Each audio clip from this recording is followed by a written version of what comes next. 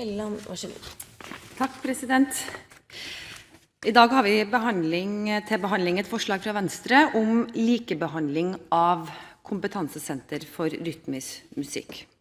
President, Høyre synes dette er et godt initiativ fra Venstre.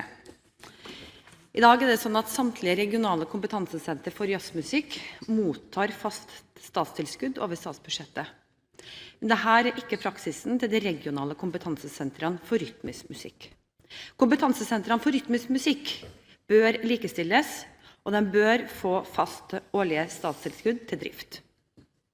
Regionale kompetansesenter skal utvikle bransjen og musikkmiljøene.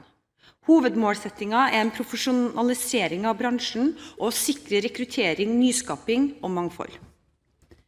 Kompetansesentre av denne typen finnes i dag i 6 norske byer og er under etablering i Østfold.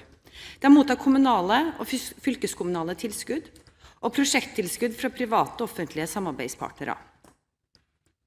Et statlig driftstilskudd til nevnte type kompetansesenter for rytmisk musikk er en god og effektiv investering for å utvikle næringspotensial, kompetanse, nettverk, infrastruktur, nyskaping og musikalsk mangfold på det rytmiske musikkfeltet i regionene. For å styrke og sikre videreføring av kompetansesentrenes viktige arbeid i hele landet, må disse sentrene få forutsigbare og like driftsvilkår. Problemstillingen som her blir løftet fram i representantforslaget ble drøftet av Løken-utvalget omtalt i stortingsmelding nr. 21, 2007–2008. Her heter det at departementet er kjent med at de regionale kompetansesentrene for rytmisk musikk ikke har like finansieringsvilkår. Løken-utvalget gjorde gode vurderinger som en enstemmig komité støttet i innstillingen til den samme stortingsmeldingen. Intensjonen var at ordningen skulle styrke de ulike kompetansesentrene for rytmisk musikk. Høyre ser behovet, i likhet med Venstre, for å støtte prinsippene om likebehandling av kompetansesentrene uavhengig av rytmisk musikksjanger, og at det benyttes objektive kriterier for tildelinger.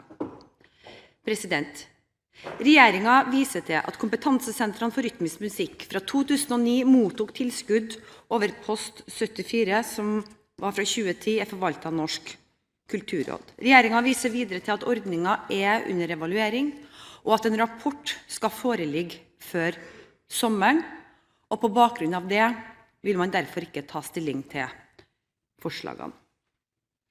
Høyre mener kompetansesentrene for rytmisk musikk er viktig for å utvikle musikkbransjen og for å skape innovasjon, mangfold og økt privat verdiskaping. Høyre støtter derfor forslagene fra Venstre og tar med dette opp de forslagene som vi fremmer i saken.